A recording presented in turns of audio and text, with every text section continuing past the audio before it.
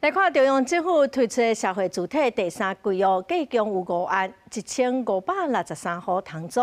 嘛分做2阶段来开放申请哦。其中保利安基是全国头一个警消专案的社会主体，提供基层的警察、消防甲海巡人员来申请。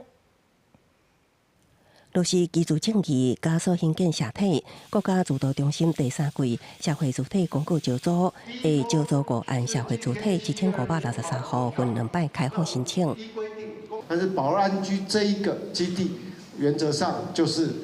全部提供给基层警消人员。基本上申请条件就是涉及或者是服勤在北基桃这4个县市的基层警消的范围。那所谓的基层警消是，警政市街。头一波台北市应该好息，新北市保利安基甲南靠社体校保招租，伫8月7日开放申请，其中保利安基是全国首例警消专案社体，只提供予基层警消海巡人员申请。我们不是在盖一间社宅，我们不是在盖一间房子，我们是在盖一个社区。很多人在讲，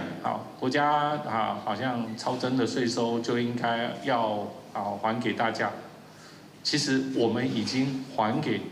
不是说还了，就是说我们已经在相当程度上把人民的纳税钱用最妥善的方式，让民众都可以分享到。另外，第2波会伫9月15开放民众申请，桃园市朱文安基甲台南市新都安基 A 招租采取全面线定申请，24点钟无停，佮设有实体服务据点，专人提供协助。公视新闻采访报道。